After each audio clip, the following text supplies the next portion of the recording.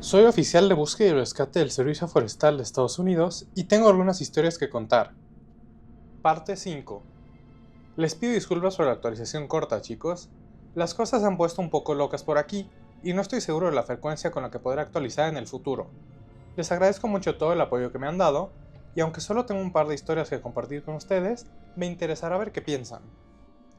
Un bombero que nos estaba ayudando en la operación de entrenamiento me contó sobre una llamada a la que acudió, supuestamente para rescatar a un niño atrapado en un árbol enorme. Me dijo que no le dieron detalles, solo que necesitaban que fuera a ayudar porque no tenían el equipo adecuado. Lo habían llamado específicamente porque el árbol era tan grande que los equipos de búsqueda y rescate no se sentían seguros escalándolo. Antes de unirse al cuerpo de bomberos, había trabajado como podador de árboles, así que le fue fácil tomar su equipo viejo y presentarse. Lo guiaron unos 3 kilómetros hasta donde estaba el equipo de rescate, quienes se detuvieron frente a uno de los árboles más grandes de la zona y señalaron hacia arriba. Se rió y le preguntó al capitán de operaciones cómo había llegado el niño hasta allá arriba, haciendo alguna broma sobre el típico caso del gato atrapado en un árbol. Pero el capitán solo negó con la cabeza y le dijo que subiera y bajara al niño. Dijo que en ese momento supo que algo andaba mal, pero no insistió. Mientras subía al árbol, empezó a preguntarse si le estaban jugando una broma. No había manera de que ese niño hubiera podido escalar esta maldita cosa. Era enorme en la base, pero a la mitad del tronco empezó a estrecharse, y casi tuve que darme la vuelta un par de veces porque de verdad pensé que no iba a soportar mi peso.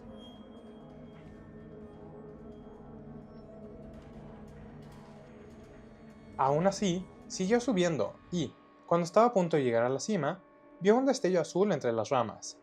Era la camiseta del niño, que estaba enganchada en una rama. Lo llamó, diciéndole que se acercara si podía, pero no hubo respuesta. Siguió avanzando, llamándolo por su nombre y asegurándole que estaba ahí para ayudarlo. Pero cuando finalmente llegó hasta él, supo de inmediato que el niño no iba a responderle. Lo encontró, o por lo menos lo que quedaba de él, acurrucado en la horquilla de una rama. Y la única razón por la que su cuerpo seguía ahí arriba fue pura suerte. Si hubiera caído de otra forma, habría terminado desplomándose hasta el suelo. Pero eso no habría hecho ninguna diferencia, porque ese niño estaba muerto mucho antes de terminar en ese árbol.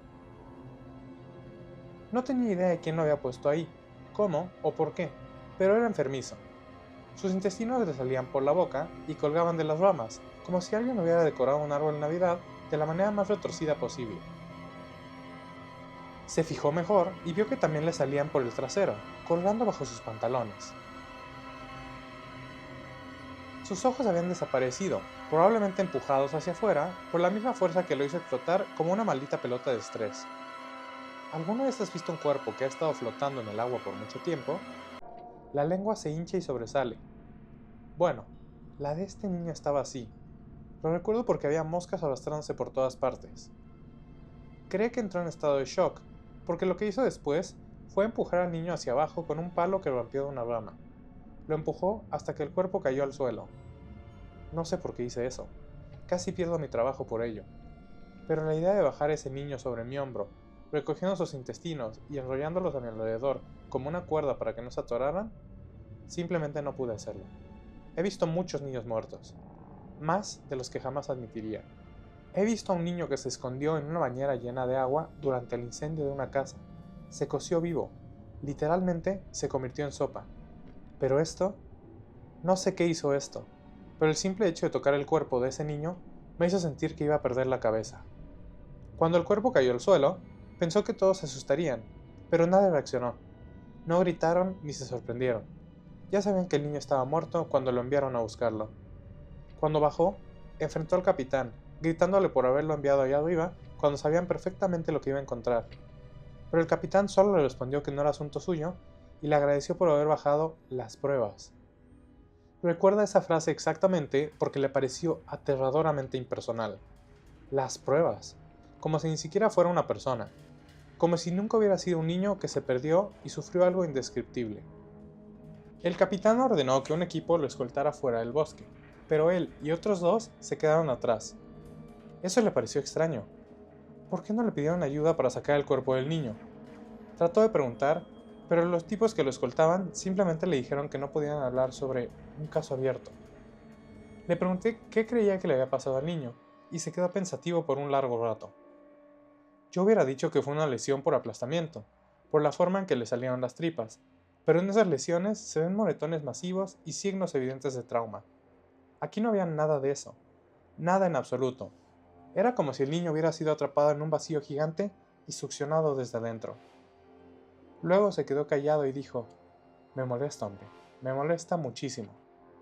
Uno de los veteranos de la operación de entrenamiento lee este foro y reconoció mis historias. Me conoce bastante bien y hemos intercambiado historias antes. Me preguntó si podía compartir algo que había notado en las escaleras y algunos pensamientos que tenía. Me alegra mucho que hayas decidido compartirlas. Creo que es importante que la gente sea consciente de lo que hay allá afuera, sobre todo porque el servicio forestal está haciendo un gran trabajo ocultándolo todo. Le pregunté a qué se refería. ¿Qué quieres decir? ¿A la falta de atención de los medios de comunicación? ¿A que no hay cobertura sobre niños desaparecidos o cuerpos encontrados a kilómetros de donde se perdieron? David Paulides dio en el clavo. El servicio forestal está haciendo todo lo posible para que la gente siga viniendo aquí, aunque no sea seguro. Quiero decir, para ser justos, no es como si estas cosas pasaran todos los días, pero los números suman y vale la pena investigarlo, especialmente las escaleras. Me sorprendió que no mencionaras las que están volteadas. No sabía de qué me hablaba. No recordaba haber dicho nunca nada de eso. Parecía incrédulo. No puedo creer que lleves tanto tiempo aquí sin verlas. ¿Nadie te ha hablado de ellas? Me encogí de hombros y le pedí que me explicara. Bueno, están las escaleras normales, las que aparecen cuando nos alejamos un poco.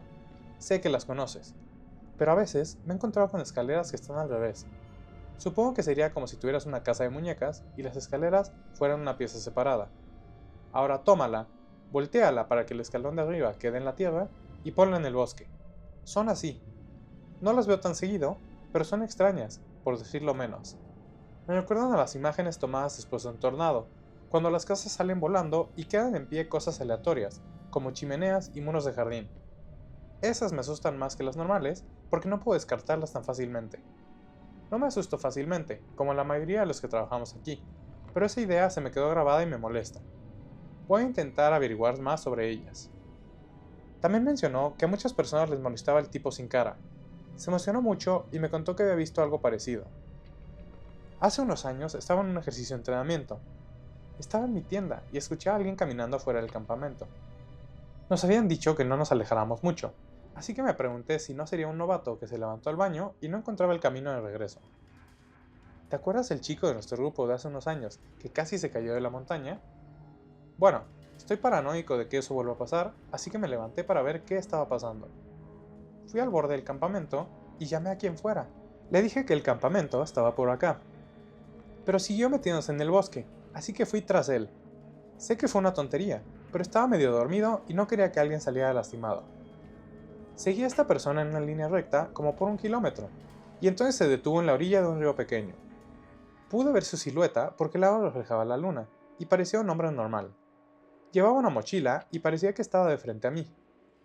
Le pregunté si estaba bien, si necesitaba ayuda, y ladeó su cabeza como si no me entendiera. Siempre traigo conmigo mi navaja de bolsillo, que tiene una lucecita, así que la encendí y le iluminé el pecho para no cegarle la cara. Respiraba lenta y profundamente, así que me pregunté si era sonámbulo. Me acerqué y volví a preguntarle si estaba bien. Acerqué la luz y algo no me cuadró, así que paré. Seguía respirando muy lento y profundo, y poco a poco me di cuenta de que eso era lo que me molestaba. Era como si fingiera respirar, pero no lo hacía de verdad. Su respiración era demasiado uniforme y profunda, y todos sus movimientos eran exagerados. Los hombros subían demasiado, el pecho se movía de más. Le dije que se identificara, e hizo un ruido sordo. Moví la luz hacia arriba y, no puedo explicarlo, pero este hombre no tenía cara, solo piel lisa. Me asusté y medio solté la luz, pero lo vi moverse hacia mí sin realmente moverse. No sé cómo explicarlo, pero un segundo estaba en la orilla del río y al siguiente estaba a 1,5 metros de mí. Nunca aparté la vista ni pestañeé. Era como si se moviera tan rápido que mi cerebro no pudo seguirlo. Tropecé y caí de espaldas y vi cómo se abría una línea en su garganta. Se extendía hasta sus orejas y su cabeza se inclinó hacia atrás. Y me sonrió con la garganta. No había sangre, solo un hoyo oscuro, y juro que me sonrió con ese corte en la garganta. Me paré y corrí tan rápido como pude de regreso al campamento. No lo oía seguirme, pero tenía la sensación de que siempre estaba detrás de mí, aunque cuando miraba atrás no veía nada. Me calmé cuando llegué al campamento. El fuego seguía encendido y supongo que estar con más personas me hizo parar y respirar un poco. Me quedé junto al fuego para ver si me seguía hasta ahí, pero no oí nada más en varias horas, así que me volví a dormir. Sé que suena raro, pero todo fue tan surrealista que enseguida lo atribuí a mi imaginación. Una noche, antes de dormir, contábamos historias de miedo para asustarnos y burlarnos de quien se espantara. Casi siempre eran los novatos, pero una chica contó una historia que me puso los pelos de punta, y sé que a los demás también. Dijo que era verdad, pero también es cierto que todas las historias de fantasmas que se cuentan alrededor de una fogata son verdad. Aún así, no creo que se lo haya inventado. Tenía ese tono de verdad que solo tienen los eventos realmente traumáticos. Dijo que cuando era niña, ella y su amiga solían meterse mucho al bosque detrás de su casa.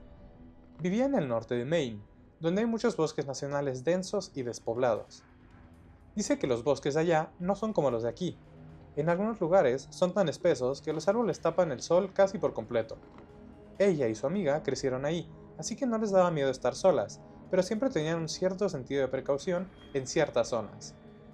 Nunca se hablaba de eso, pero siempre sabían que no debían alejarse más de 1 o 2 kilómetros de sus casas. Los adultos nunca decían por qué, pero una regla tácita que nadie se aventurara tan lejos.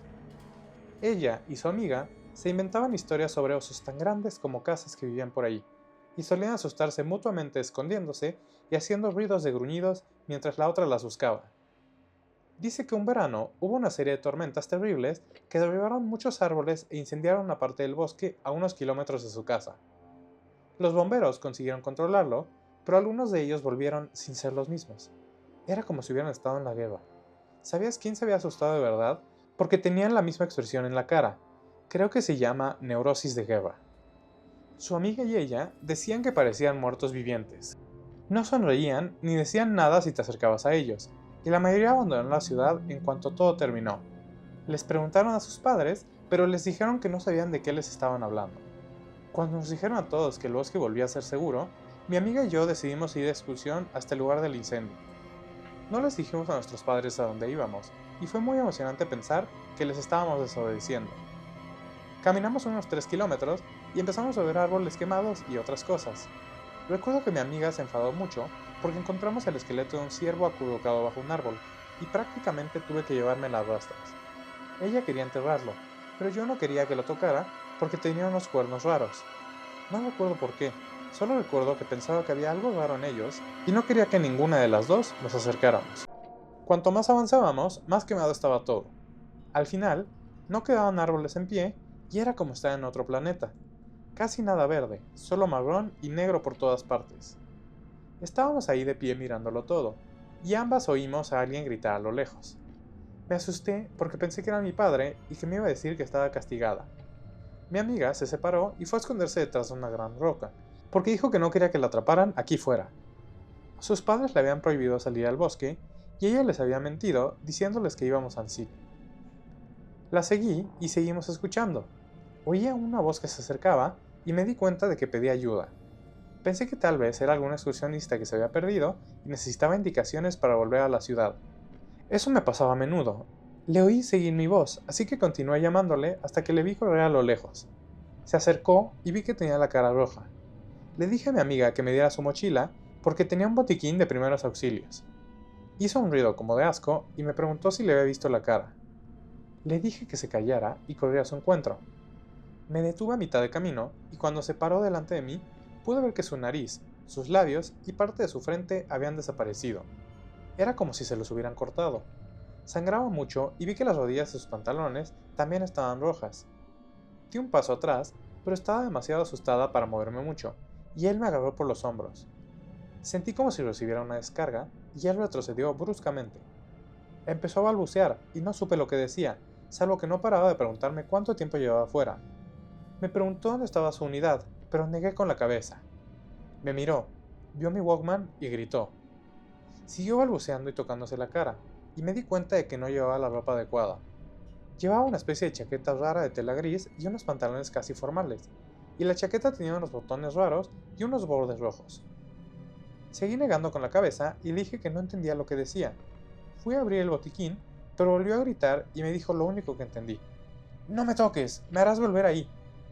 Salió corriendo y no dejé de oírle gritar. Cuando dejé de oírlo, me di la vuelta y mi amiga estaba llorando. Nos giramos y empezamos a caminar hacia el pueblo. Me preguntó una y otra vez qué había pasado y quién era, pero no le dije nada. Cuando llegamos a casa, le dije que no quería volver a jugar en el bosque con ella. Seguimos siendo amigas, pero no hablamos de ese tipo. Nunca.